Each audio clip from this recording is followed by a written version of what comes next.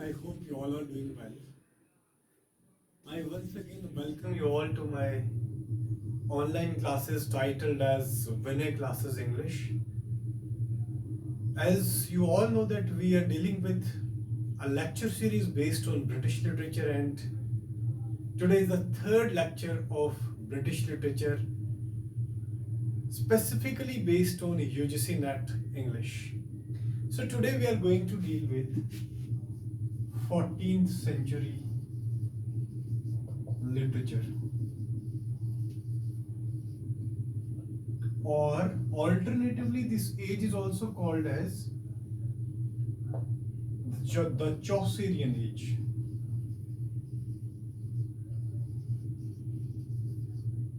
Or you can say age of Chaucer. From the perspective of UGC NET, there is no need to remember or polish the date of, the time period of 14th century. But for your kind information, it was started in 1343 and last to 1400. And this particular date is also the birth date of Geoffrey Chaucer. The lifespan of Chaucer starts from 1343 to 1400. आगे चलने से पहले ये बात आपको बताना यहाँ पे बहुत ज़रूरी है कि 14th सेंचुरी लिटरेचर यानी 14th सेंचुरी एज जो है, इस एज से असली माने में इन लिटरल सेंस जहाँ से यूजीसी नेट के क्वेश्चंस पूछे जाते हैं वो इस एज से शुरू होता है, क्योंकि इससे पहले जो दो एजेस हैं, one is Anglo Saxon and other is Anglo Norman, और वहां से बहुत rarest of the rare cases में क्वेश्चन पूछे जाते हैं। हाँ, पहले पूछे जाते थे। उन एजेस की अगर हम बात करें तो दो टेक्स्ट, एक मूवमेंट और एक टेक्स्ट आपको याद रखना पड़ेगा। First is Beowulf, it's an anonymous text, और एनोनिमस टेक्स्ट आपको मालूम है कि ऐसे टेक्स्ट होते हैं जिनकी ऑथरशिप को लेके हमें जानकारी नहीं होती है।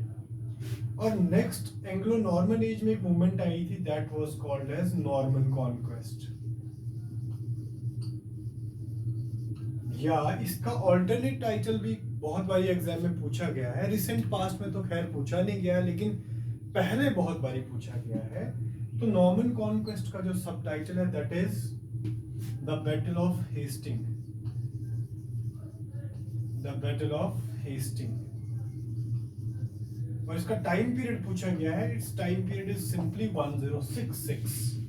सो you have to remember the time period and the alternate title of Norman conquest. तो ये बहुत इंपॉर्टेंट है, right? Beowulf anonymous text and this text belongs to Anglo Saxon age, old English period. इसी तरीके से Norman conquest, battle of Hastings and 1066, it is more than sufficient as far as the prior ages from 14th century are concerned. Anglo Saxon और Norman से ये दो चीजें आपको मालूम होनी चाहिए।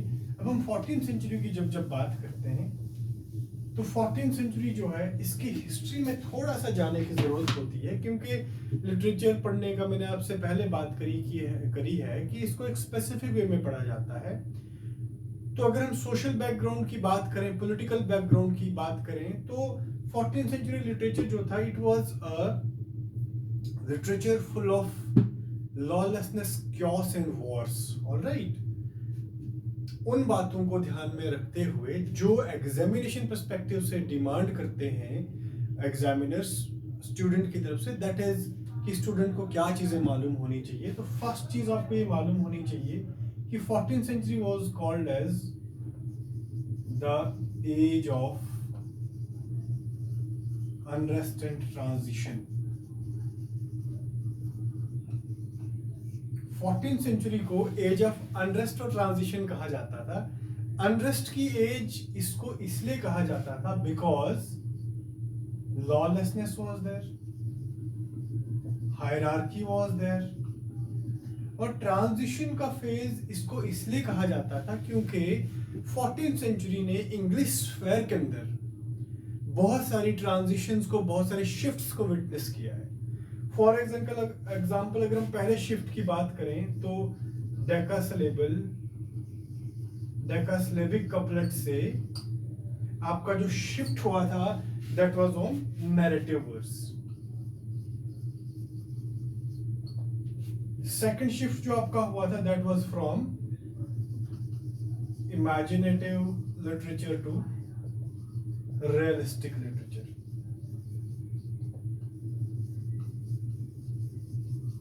ऑलराइट, एंड थर्ड शिफ्ट जो था that was from descriptive literature to narrative literature.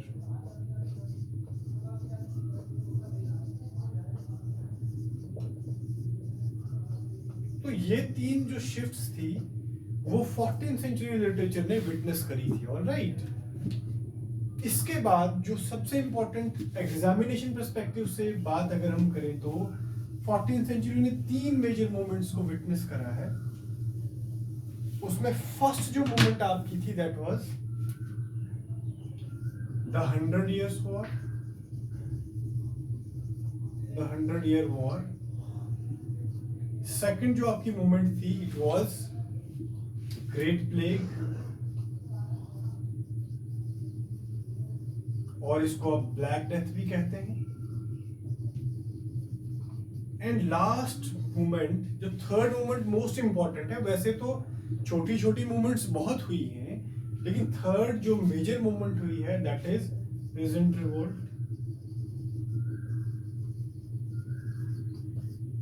और फोर्थ जो आपका मूवमेंट हुआ था that was reformation movement. Alright, इन तीनों चारों मूवमेंट्स का आपको बेसिक ऑर्डर मालूम होना चाहिए।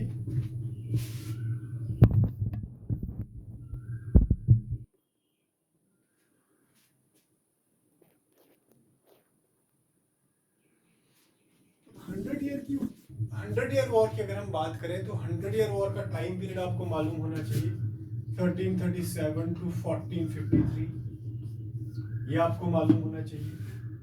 ग्रेट प्लेग और ब्लैक डेथ का जो मतलब क्या है, मतलब बाद में समझाता हूं, पहले इसका टाइम पीरियड आपको मालूम होना चाहिए 1348। और पीजेंट रिवोल्ट जो है वो भी 1340s के अंदर ही हैपन हुआ था। और रेफॉर्मेशन मूवमेंट का डेट मालूम करने की आपको कोई जरूरत नहीं है, लेकिन रेफॉर्मेशन मूवमेंट का मतलब क्या था, कौन से राइटर्स इसके साथ एसोसिएटेड थे, रेफॉर्मेशन मूवमेंट के अंदर क्या क्या चीजें हुई हैं, रेफॉर्मेशन मूवमेंट का मोटिव क्या था, वो सारी चीजें हम अभी पढ़ने वाले हैं। तो 100 ईयर वॉर का जो टाइम पीरियड है दैट इज 1337 टू 1453। अब सवाल यहाँ पे ये पैदा होता है कि 100 ईयर वॉर जो है वो पूरे 100 साल नहीं चली है, it was just a time period of 10 to 15 years। वो भी एग्जाम में कोई पूछने वाला आपसे नहीं है। हाँ, ये जरूर पूछा जा सकता है कि 100 ईयर वॉर जो है वो किन दो कंट्रीज के बीच में हुई थी, तो इंग्लैंड और फ्रांस के बीच में हुई थी।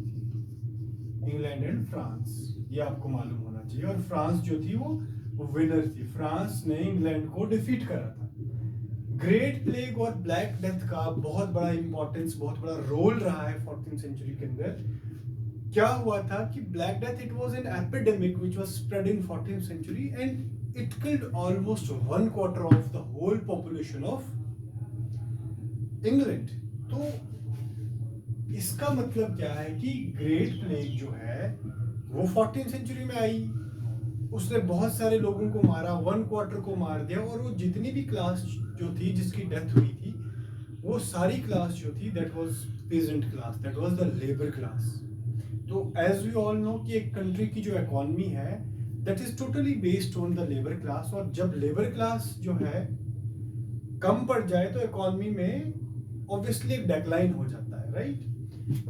ये डिटेल बताना इसलिए जरूरी था क्योंकि ग्रेट प्लेग और ब्लैक डेथ का सीधा सीधा जो रिलेशन है वो पीजेंट रिवोल्ट के साथ है। आपसे मैंने बात करी कि जितनी भी जो डेथ्स हुई थी वो सारी पीजेंट और लेबर क्लास की थी। तो लेबर क्लास खत्म हो गई और जो कुछ लेबर हमारे पास बची हुई थी, तो जो कंटेम्प्रेरी गवर्नमेंट थी 14th सेंचुरी की, उन्होंने उन पेजेंट्स पे, उस लेबर क्लास पे क्या कर दिया, टैक्सेस इंपोज कर दिए। तो जब टैक्सेस को इंपोज कर दिया गया तो पीजेंट्स ने मिलके एक रिवोल्ट करा और उस रिवोल्ट का नाम पड़ा पीजेंट रिवोल्ट। पीजेंट रिवोल्ट का ऑल्टरनेट टाइटल जो है that is Tylers rebellion, REBELLION। ये टेलर्स है, TYLORS। अब एग्जाम में क्वेश्चन जो आया हुआ है कि पीजेंट रिवोल्ट के हीरोज कौन थे, तो एक तो जॉन टेलर था, JOHN TYLOR यहाँ पे लिखा हुआ है, उसी के नाम पे इसको टेलर्स रेबेलियन भी कहा जाता है। और एक बार एग्जाम में क्वेश्चन ये भी पूछा गया है कि जॉन टेलर के अलावा और कौन सा इंडिविजुअल था और कौन सा नाम था जिसने ग्रेट प्लेग और ब्लैक डेथ को लीड करा था। He was John ball, very important. तो जॉन बॉल को भी याद रखना बहुत जरूरी है। ऑलराइट, उसके बाद हम बात करते हैं आपकी रेफॉर्मेशन मूवमेंट की। रेफॉर्मेशन मूवमेंट का 14th सेंचुरी लिटरेचर के अंदर बहुत मेजर रोल रहा है। रेफॉर्मेशन मूवमेंट की अगर हम बात करें,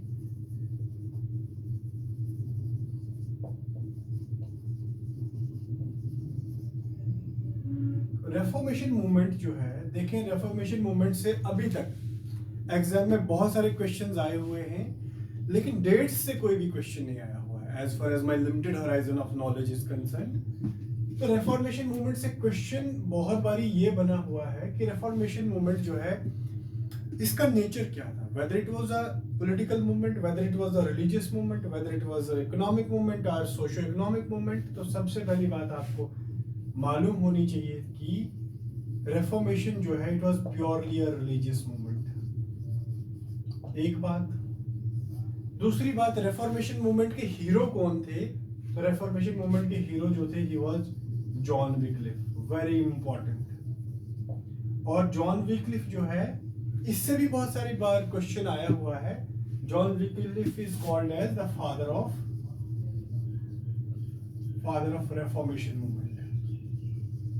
ये क्वेश्चन आपको मालूम होना चाहिए। अब ये रिलीजियस मूवमेंट है और ये क्या जरूरत पड़ी कि किसी चीज को रिफॉर्म किया जाए, तो for your kind information I want to put an emphasis on the religious structure of 14th century.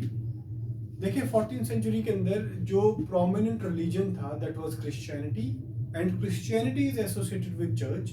तो क्रिश्चियनिटी और चर्च का जो स्टेटस था that was very corrupt. It is believed that the first brothel in 14th century was opened in church. तो इस सारी movement को, इस सारी रिलीजन को और इस सारे सिनेरियो को प्योर करने के लिए और ओरिजिनलिटी में लाने के लिए जॉन विक्लिफ ने एक मूवमेंट चलाई, जिस मूवमेंट का नाम क्या पड़ा, reformation movement. That's why John Wycliffe most of the time is celebrated as the father of reformation. अब तीसरा क्वेश्चन रेफॉर्मेशन मूवमेंट से क्या बना है कि देखिए रेफॉर्मेशन मूवमेंट थी तो मूवमेंट एक सिंगल इंडिविजुअल ने तो कैरी नहीं करी होगी, इसमें बहुत सारे इंडिविजुअल्स का कंट्रीब्यूशन रहा होगा। तो जितने भी जो रेफॉर्मेशन मूवमेंट के फॉलोअर्स थे उनके लिए एक स्पेसिफिक टर्म 14th सेंचुरी के अंदर यूज करी जाती है, और ये क्वेश्चन एग्जाम में मल्टीपल टाइम्स पूछा गया है। तो followers of reformation movements were called as Lollards, right? Lollards were called as the followers of Reformation movement. अब एक movement to bring Christianity and church to its originality, Reformation movement चलाई गई। और as we all know कि Christianity से associated क्या है, हमारा बाइबल है। तो बाइबल के साथ एसोसिएटेड जितने भी लोग 14th सेंचुरी के अंदर थे उन पे क्वेश्चन बेस्ड है, राइट? तो सबसे पहले हम बाइबल की अगर बात करें तो Bible is a Christian holy text, और बाइबल को रिफॉर्म करना, ट्रांसलेट करना जो था 14th सेंचुरी राइटर्स की मजबूरी बन गई थी, क्योंकि हमारे पास जो पहला एंटीक वर्जन ऑफ बाइबल था that was in Hebrew, alright? और हेब्रू की डिटेल में जाने से पहले मैं उन इंडिविजुअल्स का नाम लिखना बहुत जरूरी है, याद करना बहुत जरूरी है जो बाइबल के साथ एसोसिएटेड थे, राइट? तो फर्स्ट ऑफ ऑल आपके तो John Wycliffe, he was also associated with Bible. Second was William टिंडले,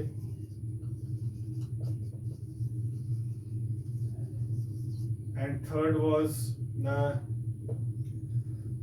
Miles Coverdale's.